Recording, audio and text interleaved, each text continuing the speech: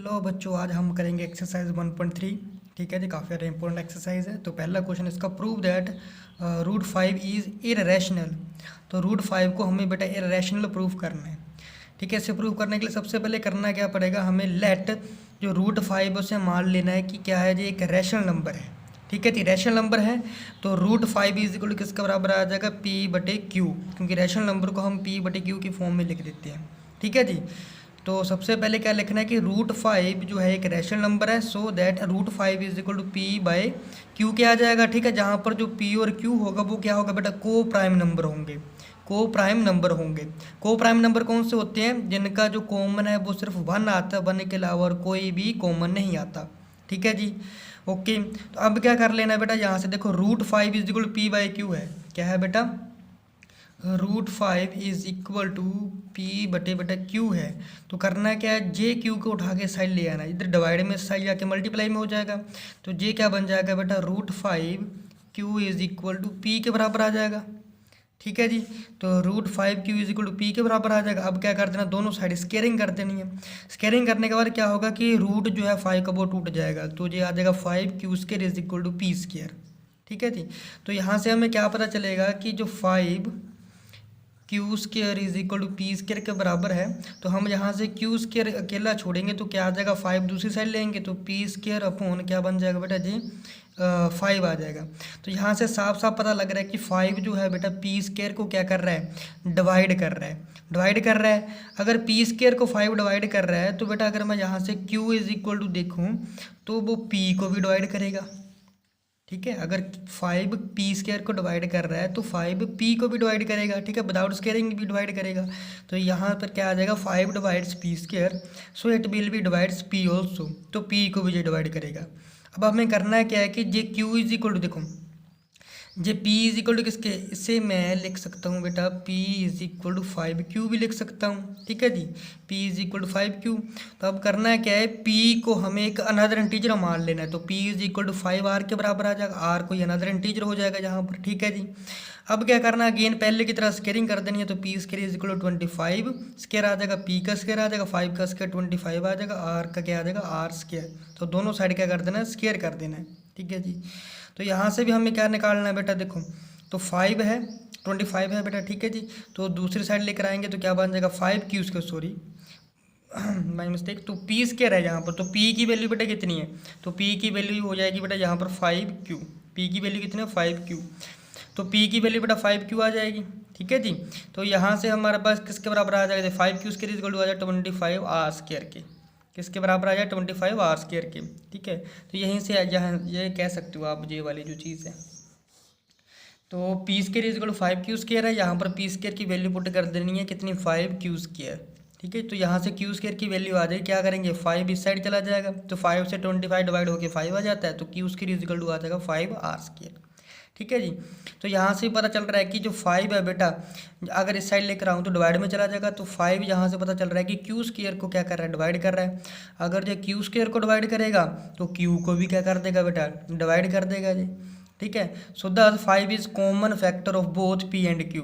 तो पी वाले केस में बेटा और क्यू वाले केस में, दोनों के केस में जो है 5 एक कॉमन फैक्टर आ रहा है। ठीक है जी, तो दिस कॉन्ट्राडिक्शंस जो है बेटा वो क्या रहेगी हमारी, रॉन्ग रहेगी। क्यों रॉन्ग रहेगी, बिकॉज ऑफ हमने क्या रखा था यहाँ पर, रूट 5 को रैशनल प्रूफ करना था, वो प्रूफ किया है। ठीक है, तो अब यहाँ से इसके उलट क्या आ जाएगा, रूट 5 हमारा क्या हो जाएगा बेटा, इररेशनल नंबर यहाँ से प्रूफ हो जाएगा। ठीक है जी, तो ये बात ध्यान रखना है कि रूट 5 जगह पर बेटा आपको रूट 3 भी आ सकता है और रूट 2 भी आ सकता है। ठीक है, अगर रूट 3 आया तो जहाँ जहाँ पर रूट 5 है वहाँ पर रूट 3 कर देना, और स्केयरिंग है तो उसकी रूट 3 की स्केयरिंग कर देना। 2 आया तो बेटा जहाँ जहाँ 5 है वहाँ पर 2 भी लिख सकते हो। ठीक है जी, तो वैसे भी रूट 2 और रूट 3 जो है बेटा आपकी बुक में जो है वो एग्जाम्पल में दे रखा है। ठीक है, आप वहाँ से चेक कर सकते हो। अब इसका बेटा एक्सरसाइज का सेकंड क्वेश्चन है, prove that 3 + 2 root 5 is irrational. अब इसे याद है, इस तरीके से एलैबोरेट करने की जरूरत नहीं है, जो सीधा ही लिख सकते हो। तो करना है क्या है बेटा, सबसे पहले मान लेना है कि 3 + रूट 5 एक क्या है बेटा, रैशनल नंबर है। तो 3 + 2 रूट 5 को a बटे b के बराबर मान लेना है। ठीक है, तो यहाँ से 3 उठाओगे, इस साइड लेकर आओगे तो a बटे b -3 आ जाएगा, जिसके बराबर बन जाएगा बेटा 2 रूट 5 के। ठीक है जी, उसके बाद क्या कर लेना है, यहाँ पर इसका बेटा एलसीएम ले लेना है। तो एलसीएम आ जाएगा बी, ऊपर आ जाएगा ए माइनस 3b, ठीक, किसके बराबर आएगा 2√5। अब अगेन क्या करना है बेटा, 2 यहाँ से उठा लेना, 2√5 के साथ मल्टीप्लाई में इस साइड जाके डिवाइड में आ जाएगा, तो 2b बन जाएगा जी। तो ए माइनस 3b बटे 2b इज इक्वल टू किसके बराबर आ जाएगा बेटा √5 पे, ठीक है जी। तो इस साइड देख सकते हो, ये हमारा एक रैशनल नंबर है, जे वाला सारे का सारा बेटा क्या होता है हमारे पास रैशनल नंबर है। तो यहाँ पर जो ए और बी होगा वो इंटीजर्स होंगे। तो जे इरेशनल नंबर है, जे बेटा क्या है एक रैशनल नंबर है, तो दोनों कॉम्बिनेशन हमारा इरेशनल नंबर बना देता है, ठीक है जी। तो देखो, it mean the left hand side one equation rational number है और वी नो दैट √5 एक इरेशनल नंबर, जो मैंने आपको अभी बात बताई है। तो इट इज़ नॉट पॉसिबल, ये पॉसिबल नहीं है बिकॉज ऑफ जो हमारी अबर सपोजिशन थी वो क्या थी, रॉन्ग थी। तो इसीलिए 3 + 2√5 जो है हमारा वो क्या हो जाएगा बेटा, इरेशनल नंबर हो जाएगा, ठीक है जी। इसी तरीके थर्ड का बेटा नेक्स्ट पार्ट है कि 1/2 को प्रूव करना इरेशनल नंबर है। ये तो और भी ज़्यादा आसान है, क्या हो जाएगा, अगेन बेटा हमें सपोज कर लेना 1/2 एक रैशनल नंबर है, तो 1/√2 को हम किसके बराबर मान लेंगे, a/b के बराबर मान लेंगे, ठीक है जी। तो अगेन इसका क्या कर लेना बेटा, सीधा रेसिप्रोकल ले लेना है, तो √2 ऊपर आ जाएगा, इस साइड b ऊपर आ जाएगा, तो √2 = b/a के बराबर आ जाएगा। तो जे वाली साइड जो है बेटा हमारी, यानी कि लेफ्ट हैंड साइड, वो हमारी इरेशनल है, राइट हैंड साइड जो है हमारी वो रैशनल नंबर, तो ऐसा पॉसिबल नहीं हो सकता। तो इसीलिए जो हमारी सपोजिशन थी वो क्या हो जाएगी बेटा, रॉन्ग हो जाएगी, और 1/√2 हमारा क्या आ जाएगा, इरेशनल नंबर, ठीक है जी। इसी तरीके से बेटा सेम नेक्स्ट क्वेश्चन कर लेना है। तो 7√5 को अगेन रैशनल नंबर मान लेंगे, तो इसको a/b के बराबर मान लेंगे, ठीक है जी। तो 7 जहाँ से उठा के साइड ले आएंगे, तो √5 = a/7b के बराबर आ जाएगा, ठीक है जी। तो अगेन √5 जो है हम प्रूव कर ही चुके हैं वैसे भी, ये एक रैशनल नंबर है, इस साइड वाली सारी रैशनल नंबर है। तो अगेन जो हमारी सपोजिशन यहाँ पर रॉन्ग हो जाती है, और 7√5 हमारा इरेशनल नंबर आ जाएगा, ठीक है जी। इसी तरीके से बेटा हमारा नेक्स्ट क्वेश्चन है 6 + √2। तो लेट्स से अगेन 6 + √2 को भी हम रैशनल नंबर मान लेंगे, तो इसको a/b के बराबर मान लेंगे। तो करना है क्या, 6 जहाँ प्लस का साइड जाके माइनस का हो जाएगा, तो √2 = आ जाएगा a/b - 6।